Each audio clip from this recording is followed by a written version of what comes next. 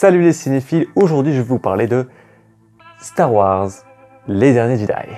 Alors oui, déjà il faut recontextualiser un petit peu tout ça parce que Star Wars, le réveil de la Force, que je n'avais pas du tout aimé, était parti sur des mauvaises bases. Mais vraiment très mauvaises bases. Après, c'est mon opinion personnelle. La fin était totalement ratée. Maintenant, ce qui se passe, c'est que Star Wars ressemble à une série. Game of Thrones est devenu un film et Star Wars est devenu une série. Voilà. Limite, maintenant, les séries, les épisodes sont des films à part entière et les films qui sont des sagas deviennent des séries. C'est simple. À la fin de Star Wars du Réveil de la Force, quand Rey tend le sabre laser devant Luke, on est là, on se dit, il va faire quelque chose. Et ben non, tac, c'est coupé et ce sera dans l'épisode un an plus tard qui sort et qui nous dit, voilà ce qui se passe. Donc c'est dommage quoi de retrouver des films qui se suivent et qui sont juste des épisodes en fait. Bon, je vous le dis tout de suite, je n'ai pas aimé. Je vais pas dire que j'ai passé un mauvais moment, mais quand même, je sais que je vais l'oublier facilement et rapidement. Je l'ai vu hier, moi j'ai vu le jour de sa sortie. Là, des potes m'ont dit allez viens on va le voir. J'ai dit bon ok. Je voulais même pas le voir au départ, mais ça m'a quand même permis de voir un petit peu les défauts et les qualités par rapport au 7. Parce que oui, ça se suit et du coup il y avait énormément de problèmes dans le 7 qu'on retrouve dans le 8. Qui ne sont pas réglés. On pense que c'est l'acheminement de toutes les questions qu'on a eues dans le 7. Qui sont les parents de Rey? D'où vient Smaug? J'arrive pas à retenir son nom. Vous voyez, j'oublie déjà les choses du film. Est-ce que Luke Skywalker va revenir? Est-ce qu'il va entraîner Rey? On va continuer comme ça et je vais voir après si je vais spoiler ou pas. Voilà, on avait plein de questions qu'on nous posait dans le 7 et on pensait que dans le 8, on va avoir des réponses. Et va t'en foutre. Ça y est, Star Wars ramène de l'humour. Et bon, on avait Jar Jar Binks qui lui était, qui était plus débile que drôle. Et là, on a un humour. Moi, ça m'a fait marrer. Il y a certaines blagues qui m'ont fait marrer dans le film. Et d'un côté, ça m'a fait un petit peu plaisir de voir que, ça y est, il gère l'humour, quoi. Pour une fois, on a un réalisateur. Et voilà, donc ce mec s'attaque à Star Wars et il a une approche, c'est très bien que les studios, ils quadrillent le film quand même, quoi. À part les spin-offs qui peuvent avoir une ouverture assez conséquente vu qu'il n'y a pas toute la hype des suites et juste, ça se passe juste entre les épisodes dont tu sais le film, tu sais comment il finit et après tu fais ce que tu veux. Là c'est pas un spin-off donc du coup c'est assez restreint au niveau de la direction artistique pour s'amuser. Et il nous a quand même fait un film qui a à certains moments des bouts visuels qui sont intéressants, mais le problème de ce film c'est que Snoke tu t'en fous en fait. Snoke c'est pas le grand méchant. Dans le set il te présentait genre Snoke comme un... déjà sur son immense fauteuil hologramme, là tu pensais que le mec il était immense, pas du tout. Il fait juste taille humaine quoi. Un petit peu plus gros, on va dire, il fait 2 mètres à peu près. Il a vraiment une sale gueule, on peut dire. C'est pas le nouveau Palpatine. Le truc des rebelles, je comprends pas en fait. C'est avant, voilà, donc le Nouvel Ordre et les rebelles. Les rebelles, ils se font défoncer pendant tout le film.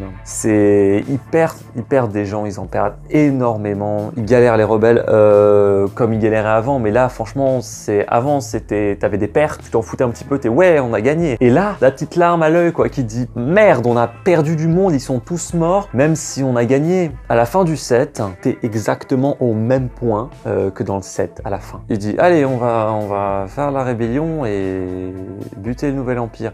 T'avances pas dans ce film. Contrairement à Star Wars 7 où tu voyais je sais pas combien de planètes, plus d'une dizaine, je veux dire une connerie. Tu as 3 planètes dans le film. Tu as la planète du début, au tout début où t'as les rebelles.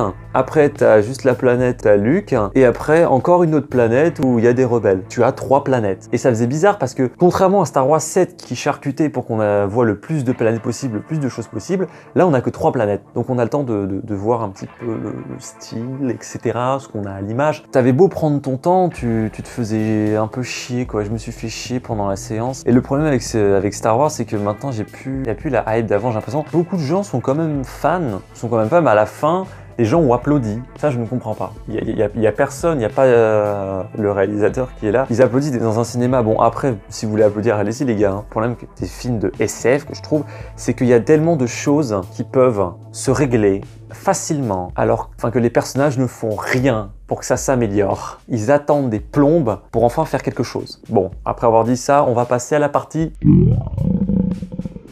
Déjà, Kylo Ren, putain de merde. Kylo Ren, il fait enfin le taf. Adam Driver, par rapport à l'épisode 7 où c'était un gamin complètement perdu là, et... il m'énervait. Enfin, on a une évolution du personnage. Enfin, on le voit et on le voit plus comme un gamin, comme un gosse qui est complètement perdu. Rey, est-ce qu'on en parle de ses parents? Ses parents ne sont pas, on va pas dire personne, mais voilà, c'est le petit peuple. Rey, elle vient du petit peuple. Expression utilisée lors du Moyen-Âge pour décrire les gens qui étaient très pauvres et vivaient dans des lieux précaires. Évidemment, Théo, tu es un petit peu jeune en 2017 pour trouver d'autres expressions beaucoup plus pertinentes et moins vieillottes.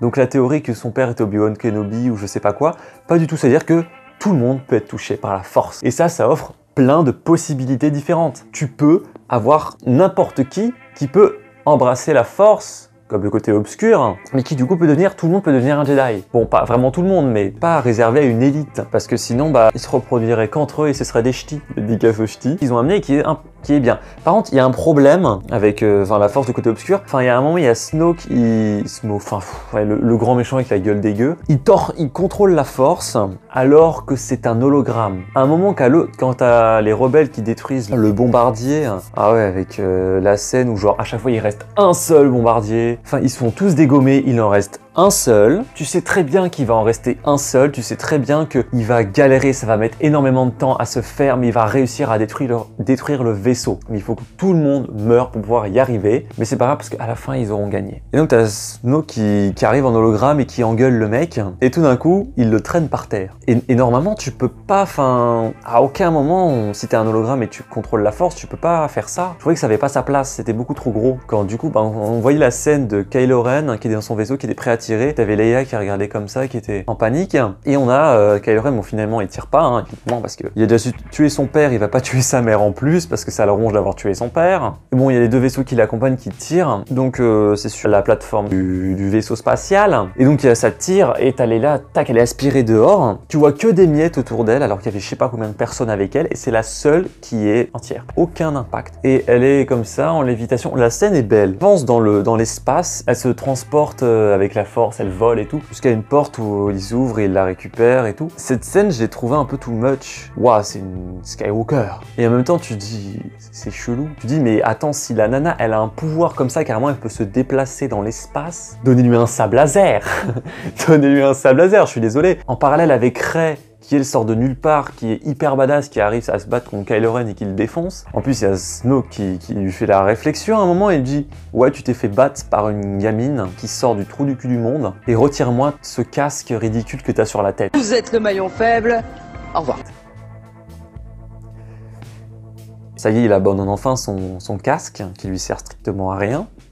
À part cacher sa gueule, tout le monde peut être un Jedi. Et c'est ça que j'ai bien aimé, c'est qu'à la fin, on te le prouve. Il y a des gamins qui étaient en train de jouer dans une espèce d'écurie où il y a des bestioles qui font des courses, etc. C'est un peu comme les courses PMU, quoi. Et il chope un balai et il nettoie par terre. Et là, on voit qu'il a la bague de la nana qui s'appelle Rose, là. Et je sais pas si mes yeux ont bugué, mais le petit, il a pas pris le balai est venu à lui. Rose, voilà, le personnage de Rose, qui aide juste Finn à aller sur une planète où tu vois que, en fait, il y en a, ils s'en foutent complètement du Nouvel Ordre et de la Rébellion. Eux, tout ce qu'ils font, c'est qu'ils vendent des armes au Premier Ordre et à la Rébellion. Parce qu'à un moment, ils veulent choper un mec pour qu'il lui fasse entrer des codes pour pouvoir accéder au vaisseau, pour pas qu'il puisse pister le vaisseau rebelle, là, parce qu'ils ont plus trop de carburant. Sauf que, cette mission n'a strictement servi à rien.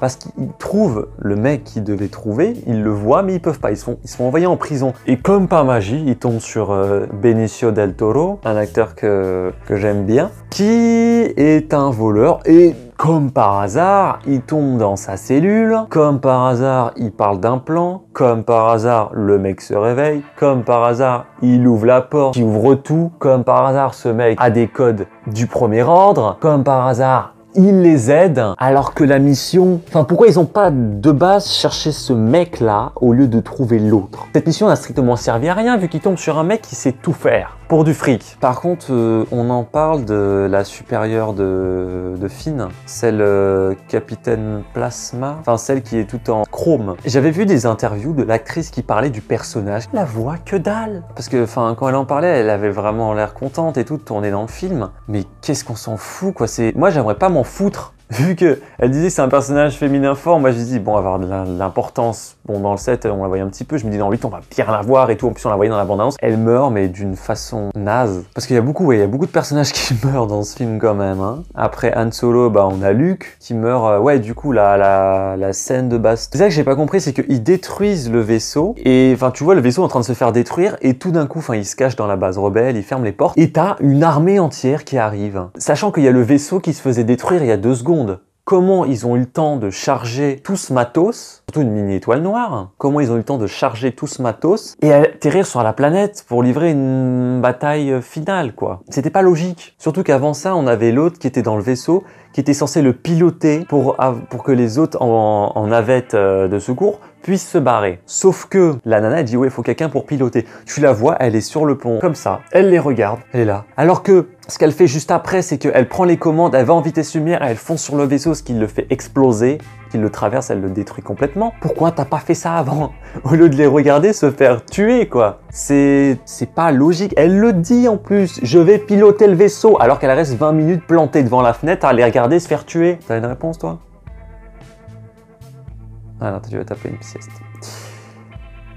Ouais. Après, t'as Luke Skywalker qui arrive, et quand il arrive, moi j'étais là, je dis, enfin, il vient se battre. Donc il passe par la porte, il le voit, il lui tire dessus, et le mec il ressort intact. Moi je dis, bon, il sait quand même Luke Skywalker. Après, il y a la baston entre les deux, et enfin, c'était assez badass, et tout d'un coup, bah tu vois qu'en fait, il est pas là. Il s'est téléporté visuellement là-bas et ça lui demandait énormément d'énergie. C'est pour ça qu'il meurt et sa mort était assez belle, je trouve. Il a fait comme Yoda. Ah ouais, Yoda. Ça m'a fait du bien de le revoir. Et je sais pas si c'est une marionnette ou si c'est un effet spécial. Je sais pas. Ça fait on aurait dit un petit mélange des deux. Mais c'était kiffant de le voir. Surtout que quand Rey arrive, il dit voilà, et lui il change d'avis sur finalement un coup de tête parce que c'était obligé qu'il l'entraîne. Yoda, il aurait pu arriver un petit peu plus tôt pour lui dire les choses, mais non, faut qu'il arrive après. C'est un film de SF, me répondait ma voisine. Ouais, parce que j'ai pas mal parlé pendant le film et j'étais avec une pote. Je lui disais tout le temps, non mais ça c'est pas logique, ça c'est pas logique. Elle me répétait tout le temps, c'est un film de SF, c'est un film de SF. Trop gros, je suis désolé, tu peux pas rentrer dans le film, ce qui a été mon cas. Aussi des trucs que j'ai aimés, par exemple, la scène où il y a le vaisseau qui passe en vitesse lumière et qui transperce le vaisseau ennemi. Tu as juste le silence et tu vois ce vaisseau qui traverse les autres et qui explose tout au ralenti. Et t'es là, tu regardes et c'est beau, franchement c'est une image assez belle. Enfin moi j'ai eu un petit peu des frissons, j'ai vraiment kiffé ce ralenti dans le film. Leia dans l'espace et qui avance, c'est une scène assez belle, qui est un peu too much, mais qui est quand même assez belle à voir. Et là à la fin on nous pose pas 50 000 questions. On a juste répondu pour les parents de Rey, on nous a répondu pour Snoke, et en fait, on s'en fout de ses origines parce que de toute façon c'est juste le chef suprême et que lui c'est pas le grand méchant, voilà. Donc arrêtez de chialer s'il est mort ou de gueuler, c'est pas grave. Je suis pas pour cette nouvelle trilogie, je me demande comment ils vont la clore, parce qu'à la fin t'es en mode ça y est, on est des rebelles, la guerre ne fait que commencer, et les gars, vous avez quand même 4 autres films derrière où t'as les rebelles, ça fait des années que c'est la guerre et qu'ils essayent de régler le problème. Donc la guerre ne fait pas que commencer. L'année prochaine, on aura le spin-off de Han Solo. Je me demande qu'est-ce qu'ils vont faire. Et après, dans 2 ans, on a le 9 qui sort, et J.J. Abrams qui va reprendre les commandes. Je sais pas ce que ça va donner, mais